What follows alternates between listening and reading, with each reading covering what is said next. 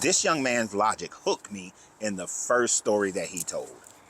Now, if you can find out who this young man is, he's from Nigeria. I don't think that's his page. It was sent to me as a link, and I couldn't download it. But this 11-minute video is worth watching. The Nigerian English is a little bit difficult to understand at times, but if you can find it, post it in the comments. I would greatly appreciate it because I couldn't find it, especially the person who sent it to me. But his first critical thinking thought process of the Bible hooked me from the very moment that he started talking about it. Now, and I definitely post this comment, and if you can find his actual channel, because I don't believe that that's his channel, please post that so that he gets the credit for it. Now, he talked about basically through his 11-minute video about how critical, if you critically think through some of these stories of the Bible, that you would render them to be nothing more than stories and not anything that's actually true or real. The first story that he talked about was in the story about Elijah and how he was being called baldy by some young men. And then 2 she-bears went out, came up and killed all 42 young men. So he started out by saying that when he was in class, he was in school, and I'm assuming the class was a critically thinking school class. The question was, if there are 10 bears in a tree and you shoot and kill one of the bears, how many bears are left in the tree? Well, everybody else in the class wrote 9, which math-wise you would say that makes sense. He wrote 0. He said his teacher came out and started beating everybody with a stick who had wrote 9 and said that he was the only one who got it right because he said 0. And why would there be 0? The instructor told them, if you came up with a gun and shot at bears in a tree and killed one, the other 9 would scatter, so therefore there would be 0 left in the tree. And in the same way, you just hear this bird in the background. When I was a young kid, I used to hunt birds. And you knew that if you didn't get a good shot on the first bird, the other birds in the tree will scatter and you will not have an opportunity to shoot those other birds.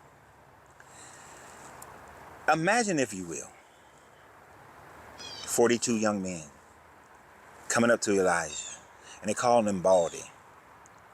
And then 2 she-bears come out. The first she-bear grabs the first one, the other she-bear grabs the second one. Are you trying to tell me that based on this story that the other 40 stood around and waited for the she-bears to kill them?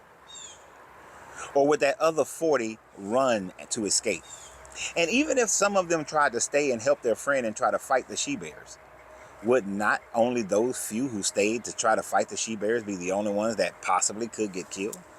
The nature of a bear is that once it attacks and it got its first prey, it doesn't continue attacking. What do you always hear people say?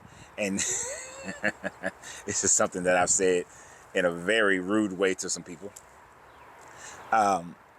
If we're in the woods and a bear comes after us, I don't have to outrun the bear. I just have to outrun you.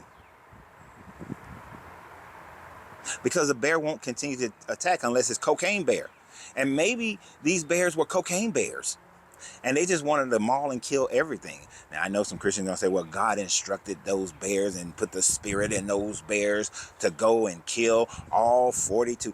That's an evil God, and that's a God that's taking away the free will of that bear, the natural instinct of that bear to go and maliciously kill 42 young people simply because they called him baldy. And you have to say that if they were trying to run away and some made it to the village, the only people that the bears then killed were those people. That is straight up cocaine bear. All cocaine bear. And then he also made another logical point. He made the logical point that supposedly in his Bible, Adam was in the garden. God needed to find Adam a helpmate.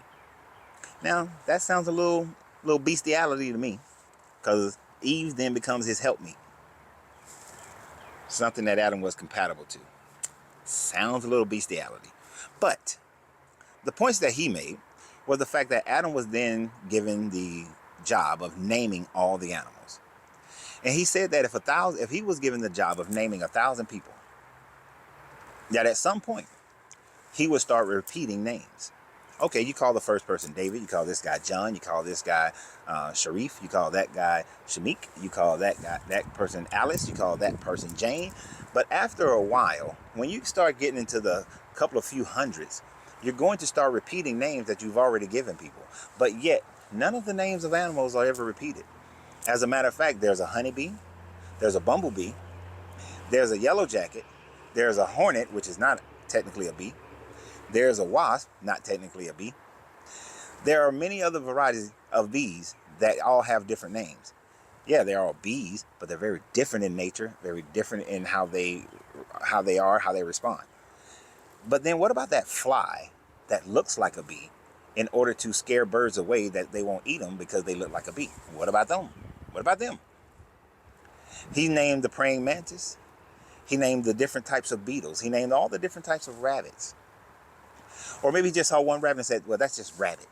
And then what? We later on decide this is a jackrabbit and this is a hare. And then here's the biggest one for me with the whole Adam naming all the animals thing. I got two, actually. The first one, I can understand him naming all the birds. I can understand him naming all the land animals and insects. How in the hell did he name all the sea creatures? There are still, well, let me not get there. How did he name all the sea creatures? According to this story, Adam would have been in a garden, in an enclosure, where only 4 rivers came out of those. Killer whales aren't going up there. Orcas, they're not going up there.